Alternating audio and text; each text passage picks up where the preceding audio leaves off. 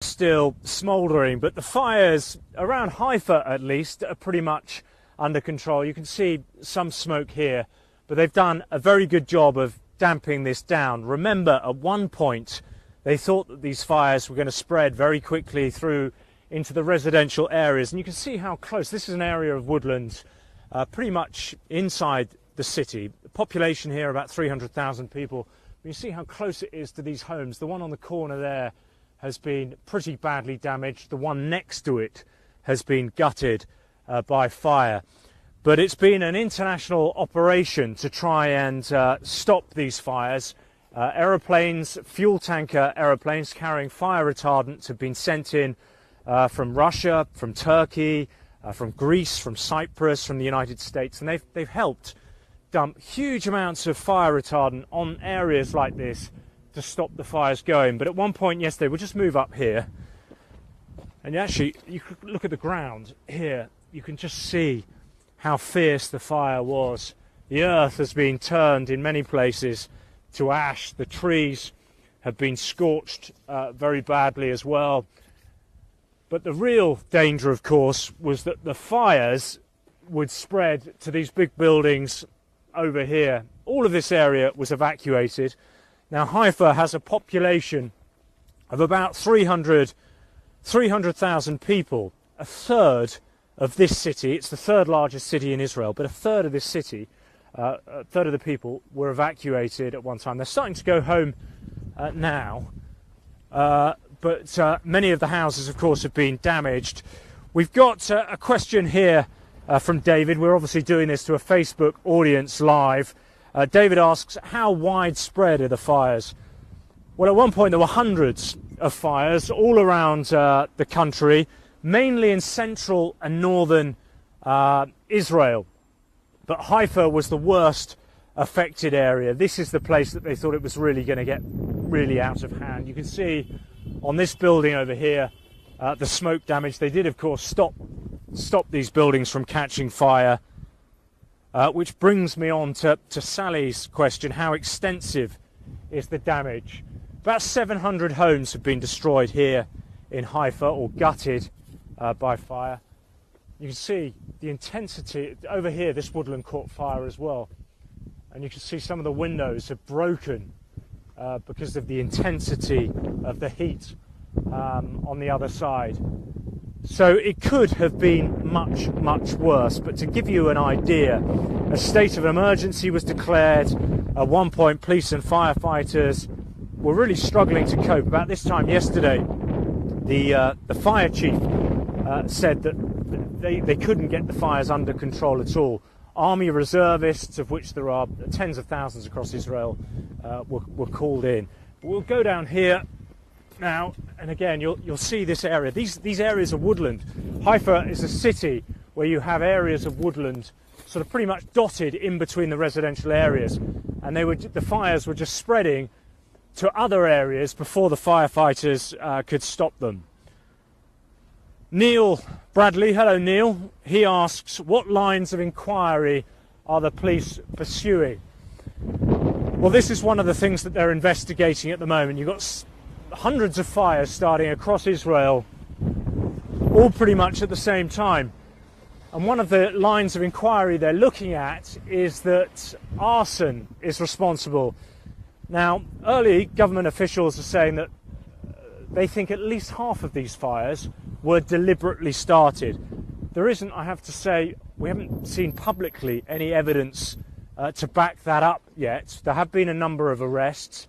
Some Israeli politicians have gone further than that and suggested that areas like this may have been, or the fires here may have been started as a result of Palestinian terror. But again, the investigation is very much at an early stage. Now we have another question about whether the fires were started naturally. Well, the government acknowledges that certainly half of them at least were started naturally. And the problems that they've had over the last few months here, and this exacerbated the problem here, is that there's been very, very little rain. It's been unusually dry here over the last few months. So it's like a tinderbox. When you get a flame, it spreads very, very quickly. So areas like this can literally go up in a matter of minutes, and it makes it very difficult to control. Now you couple that with the fact that you also have really strong winds coming in. It's quite gusty, which provides plenty of oxygen for the fires, and they can leap. Flames leap across to other areas as well. So they managed to form a break here at the end of this piece of woodland here and stop it from spreading. But what they were finding yesterday particularly is that the flames would manage to jump across those breaks that they damped down or put fire retardants on, and catch a light and start a new fire, which of course made it even more difficult because they had more things that they had to try and put down. Chris, hello there. You're asking how many people have had to be evacuated from their homes. Well, the official figure is about 80,000 people have been evacuated from their homes. So it's been a massive mobilization effort by the Israeli authorities. Those people have spent the night in stadia, in shelters around the country, in municipal buildings. But most people are able to go back. You can see that here's one of the reservists from the military who's been helping out. Pretty relaxed now because most of the work has been done. It's pretty much under control, as I was saying. We'll just move down here a bit and we'll give you a better idea of some of the damage to the properties. If you come through here, we'll just sort of show you through the trees here, Samir. Samir is our cameraman, providing a steady arm with the lens, as always. Just you can see one of the buildings there, and I have to say, the firefighters here, and the pictures yesterday from this area, it looked fairly apocalyptic. It looked as though the whole neighbourhood was going to be caught on fire, but they've done a pretty good job. You can just see there the smoke damage to that building in there, but they've managed to save most of the homes here, which is obviously, you know, they've saved most of the properties here. In terms of the number of people injured, fortunately there's been no loss of life as a result of these fires, but there have been hundreds of people who've been treated for smoke inhalation. Another question here from Roman. He's asking, are any other countries now helping Israel? Yes, they are. Lots of countries. Neighbours like Jordan are helping out. The Palestinian Authority has sent fire rescue teams as well, but significant help has come from Cyprus, Greece. Of course, those countries, no strangers to wildfires themselves. They've sent, as I was saying, aeroplanes which carry, they're tanker aeroplanes which carry fire retardant, and they have been used very successfully, running hundreds of trips over areas like this to try and stop the flames, to try and damp them down.